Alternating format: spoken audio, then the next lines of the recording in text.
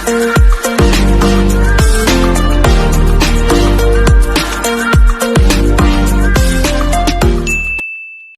morning, good morning. Happy Friday morning. Yan, kumusta naman tayong lahat mga lawas? Mag-reflex ko lang itong binili kong damit na para sa mga kapatid ko. Pare-parehas sila, pula, para sa kanilang isusuot sa Christmas party sa December.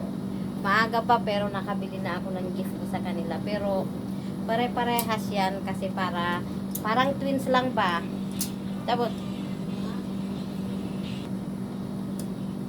yan, apat ito kasi apat din yung kapatid ko na pare-parehas, para parehas nilang isusuot para hindi nila isipin ba na na naghihiraman ng damit.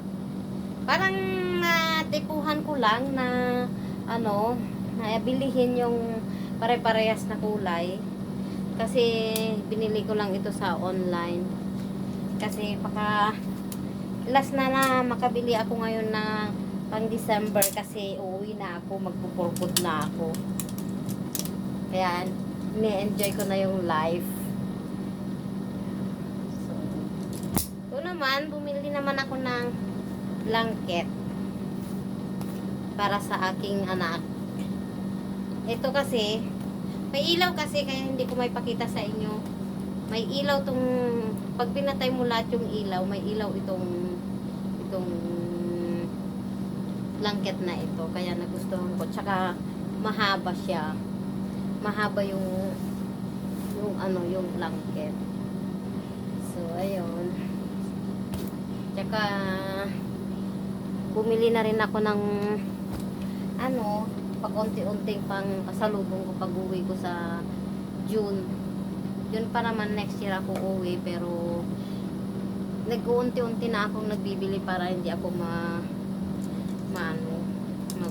magulpi ba, mahirapan pag kaya ito naman parang maganda kasi yung tela niya, tsaka nag-sale kaya ko na siya, green up ko na kasi minsan lang ako magbili ng damit, puro bigay lang kasi yung mga damit ko kasi hindi ako bumili. Pero ito parang sabi ko, regalo ko sa mga kapatid ko sa Christmas.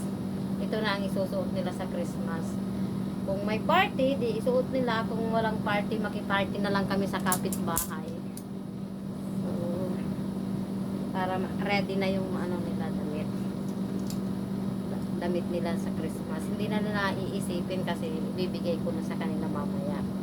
Kasi kung itatago ko pa ito marami na akong abubot dito nakasabit. Tignan nyo naman ang mga abubot ko dito nakasabit sa sobrang dami. Kaya talagang ayaw ko nang keep ng maraming gamit dito. Kaya kaysa mamaya ibibigay ko na ito. Kasi para matuwa naman sila. Sana matuwa sila. Magugustuhan kaya nila ito. Siyempre pre na magugustuhan na kahit ako lang ang may gusto yung kulay tsaka yung style niya. At least maganda siya. Tsaka bigay na yan. Gift ko lang yan sa kanila. Umurahin man lang pero at least meron, di ba? Kasi minsan lang din ako magregalo. Kaya sabi minsan nagrereklamo si Yaya kasi siya mahilig siya magregalo sa amin. Tapos kami wala kami regalo sa kanila. Ngayon nakakita kasi ako ng online. Nag-sale siya.